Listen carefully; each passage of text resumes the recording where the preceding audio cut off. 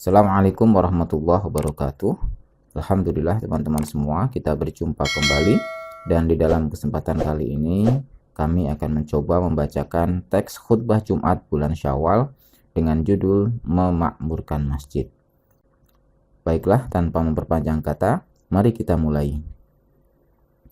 Alhamdulillahilladzi anzalal Qur'an هدى للناس وبينات من الهدى والفرقان أشهد أن لا إله إلا الله وحده لا شريك له وأشهد أن محمدا عبده ورسوله لا نبي بعده اللهم صل وسلم على نبينا ورسولنا محمد وعلى آله وأصحابه ومن تبعهم بإحسان إلى يوم الدين أما بعد فيا أيها الحاضرون أوصيكم ونفسي بتقوى الله وطاعته لعلكم تفلحون قال الله تعالى في كتابه الكريم أعوذ بالله من الشيطان الرجيم يا أيها الذين آمنوا اتقوا الله حق تقاته ولا تموتن إلا وأنتم مسلمون. Saudara-saudara kaum muslimin yang berbahagia, marilah kita bersyukur kehadirat Allah Subhanahu wa Ta'ala atas segala nikmatnya, serta senantiasa berusaha meningkatkan iman dan takwa kita kepada Allah semaksimal mungkin. Segala puji bagi Allah yang telah memberikan kita kesempatan beribadah di bulan Ramadan, melaluinya dengan baik, dan hari ini kita berada di bulan Syawal. Sholawat dan salam semoga senantiasa Allah curahkan kepada baginda Rasulullah, Nabi kita yang mulia, Nabi Muhammad sallallahu alaihi wasallam. Saudara-saudaraku kaum muslimin sidang Jumat yang berbahagia. Bulan Ramadan kemarin kita sering berinteraksi dengan masjid. Masjid begitu padat dengan kegiatan-kegiatan amaliyah Ramadan. Hendaknya begitu pula dengan hari-hari setelah Ramadan pergi. Masjid harus tetap menjadi tambatan hati setiap muslim yang rindu beribadah dengan Tuhannya. Masjid pula lah yang hendaknya menjadi pusat dakwah, sosial, pendidikan, bahkan menjadi pusat pemberdayaan umat. Dan inilah yang akan menjadi tema khutbah siang hari ini. Saudara-saudara kaum muslimin yang berbahagia, ketika Rasulullah sallallahu alaihi wasallam tiba di Madinah dalam perjalanan hijrah dari Mekah, program pertama yang dilakukan adalah mendirikan masjid. Hal itu menggambarkan bahwa masjid adalah lembaga risalah yang memiliki fungsi utama dalam membangun umat. Masjid adalah tempat ibadah umat Islam yang pertama dibangun oleh Rasulullah sallallahu alaihi wasallam pada saat hijrah ke Madinah. Marilah kita perhatikan firman Allah Subhanahu wa Ta'ala di dalam Al-Qur'an surat At-Taubah ayat 18. A'udzu billahi minasyaitonir rajim. Innama ya'muru masajidallahi man amana billahi wal yawmil akhir wa aqamas salata wa ataz zakata wa lam yakhsha illallah fa'asa ulaika ay yakunu minal muhtadin. Arti dari ayat tersebut adalah hanya yang memakmurkan masjid-masjid Allah ialah orang-orang yang beriman kepada Allah dan hari kemudian, serta tetap mendirikan sholat, menunaikan zakat, dan tidak takut kepada siapapun selain kepada Allah. Maka merekalah orang-orang yang diharapkan termasuk golongan orang-orang yang mendapat petunjuk. Hadirin jemaah sholat Jumat rahimakumullah. Masjid secara etimologis berarti tempat sujud.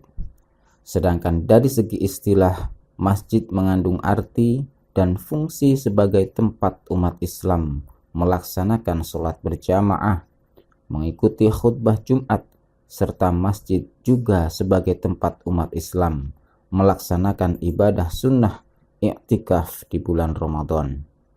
Dari arti dan fungsi yang dikemukakan di atas, tergambar bahwa masjid dalam Islam bukan hanya sekedar tempat untuk sujud kepada Allah Subhanahu wa Ta'ala. Masjid mempunyai fungsi yang lebih luas dari itu. Sebagaimana kita ketahui pada zaman Rasulullah Sallallahu Alaihi Wasallam dan para sahabatnya, masjid merupakan satu-satunya pusat aktivitas umat Islam ketika itu. Rasulullah Sallallahu Alaihi Wasallam memulai membina para sahabat yang menjadi kader terbaik umat Islam generasi awal untuk memimpin, memelihara, dan mewariskan ajaran-ajaran agama dan peradaban Islam bermula dari masjid. Keberadaan masjid yang disebut sebagai rumah Allah selain melambangkan eksistensi umat Islam, juga melambangkan kesatuan pengabdian dan ketaatan manusia kepada Allah Subhanahu wa Ta'ala, kesatuan dalam akidah maupun kesatuan dalam menjalankan prinsip-prinsip muamalah. Sepanjang sejarah Islam, sejak masa Rasulullah Sallallahu Alaihi Wasallam dan para sahabat, masjid berfungsi antara lain sebagai berikut. Yang pertama adalah tempat kaum muslimin melaksanakan ibadah, mendekatkan diri kepada Allah Subhanahu wa Ta'ala. Yang kedua, tempat beriktikaf dan membina kesadaran ruhaniyah sehingga selalu dapat menjaga keseimbangan jiwa, keluhuran akhlak, dan kepribadian yang mulia. Yang ketiga, tempat menggali ilmu pengetahuan, baik ilmu agama maupun ilmu umum. Kemudian yang keempat, tempat umat Islam memperoleh pencerahan dan pemecahan dari berbagai masalah keumatan. Kelima, masjid sebagai tempat membina kader dan pemimpin umat. Yang keenam, masjid adalah tempat mengumpulkan dan mendistribusikan zakat, infak, sedekah, dan lain sebagainya.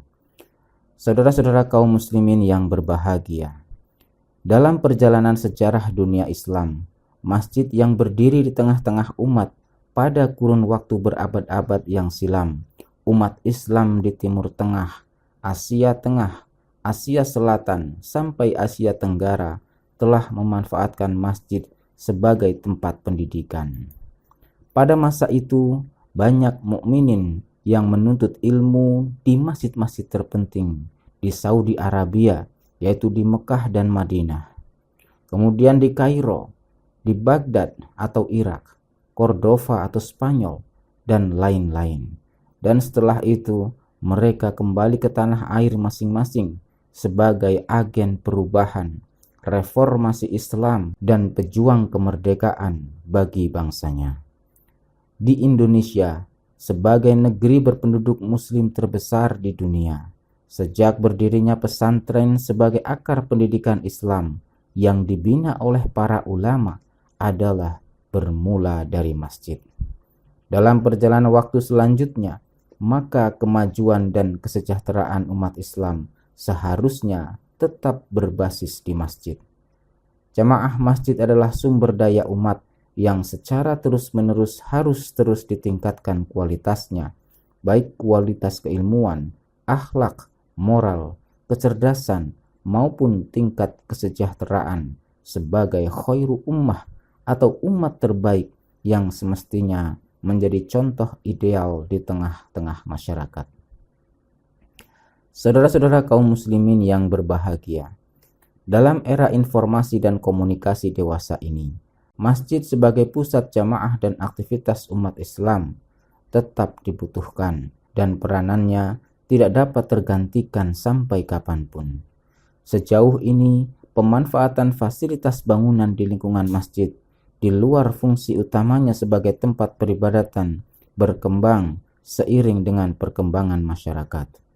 Pada prinsipnya, umat Islam memerlukan masjid yang fungsional di tengah masyarakat, dan semua problem umat bisa diupayakan solusinya melalui masjid sebagai sarananya. Masjid juga memiliki peran yang strategis dalam pembangunan ekonomi dan sosial kemasyarakatan. Ini erat kaitannya dengan pemberdayaan zakat, infak, sedekah, dan wakaf. Untuk itulah sosialisasi konsep masjid sebagai pusat pembangunan dan pemberdayaan umat perlu ditingkatkan. Selanjutnya, pengembangan peran masjid dalam kaitannya dengan pendidikan formal telah dicontohkan oleh sejumlah masjid di tanah air kita, terutama di daerah perkotaan. Masjid-masjid tersebut telah dibangun dan dikembangkan pemanfaatannya dengan mendirikan lembaga pendidikan formal berciri khas Islam, mulai dari tingkat taman kanak-kanak, SD, SMP, SMA, dan perguruan tinggi. Dari sekilas gambaran di atas, jelas bahwa masjid memiliki peran yang tidak dapat diabaikan dalam mencerdaskan kehidupan bangsa. Sarana pendidikan formal yang dibangun secara swadaya oleh umat Islam di lingkungan masjid memberikan kontribusi yang nyata untuk pembangunan bangsa. Untuk itulah, peran dan fungsi masjid yang multidimensional perlu ditumbuh kembangkan oleh umat Islam. Saudara-saudara kaum muslimin yang berbahagia, demikianlah khutbah Jumat yang dapat kami sampaikan. Semoga bermanfaat bagi kita semua. Sekali lagi, umat Islam perlu memandang masjid sebagai lembaga keagamaan yang menyimpan potensi besar, bukan hanya di masa lalu, tapi juga di masa kini dan masa depan. Barakallahu li wa lakum fil Qur'anil Karim, wa nafa'ani wa iyyakum bima fihi minal ayati wa dzikril hakim, wa taqabbala minni wa minkum tilawatahu, innahu huwas sami'ul alim. Wa aqulu qawli hadha fastaghfirullahal azim, innahu huwal ghafurur rahim. Kemudian kita lanjutkan ke khutbah yang kedua. Alhamdulillahi ala ihsanih wa syukru lahu ala taufiqihi wa imtinanih wa ashhadu an la ilaha illallah wahdahu la syarika lah wa ashhadu anna sayyidana Muhammadan abduhu wa rasuluh ad-da'i ila ridwanih. Allahumma salli ala sayyidina Muhammad wa ala alihi wa ashabihi wa sallim tasliman katsira. Amma ba'd, faya ayyuhan nas ittaqullaha fima amar wantahu amma naha wa'lamu anna allaha amarakum bi amrin bada'a fihi bi nafsihi wa thanna bi malaikatihi bi qudsih wa qala ta'ala inna allaha wa malaikatahu yusalluna 'alan nabi ya ayyuhalladzina amanu sallu 'alaihi wa sallimu taslima. Allahumma salli ala sayyidina Muhammad wa ala ali sayyidina Muhammad wa ala anbiya'ika wa rusulika wa malaikatil muqarrabin waradallahumma 'anil khulafa'ir rasyidin Abi Bakr wa Umar wa Uthman wa Ali wa an baqiyatis sahabati wat tabi'in وتابع التابعين لهم بإحسان إلى يوم الدين ورض عنا معهم برحمتك يا أرحم الراحمين. اللهم اغفر للمؤمنين والمؤمنات والمسلمين والمسلمات الأحياء منهم والأموات.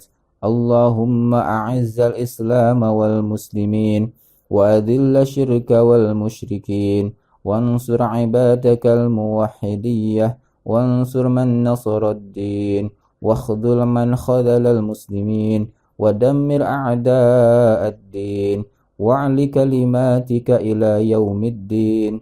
اللهم ادفع عنا البلاء والوباء والزلازل والمحن وسوء الفتنة والمحن ما ظهر منها وما بطن عن بلدنا إندونيسيا خاصة وسائر البلدان المسلمين عامة يا رب العالمين.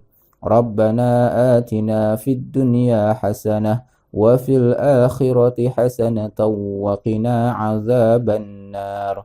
ربنا ظلمنا أنفسنا وإن لم تغفر لنا وترحمنا لنكونن من الخاسرين. عباد الله، إن الله يأمر بالعدل والإحسان وإيتاء ذي القربى وينهى عن الفحشاء والمنكر والبغي يعظكم لعلكم تذكرون. واذكروا الله العظيم يذكركم واشكروه على نعمه يزدكم ولذكر الله أكبر.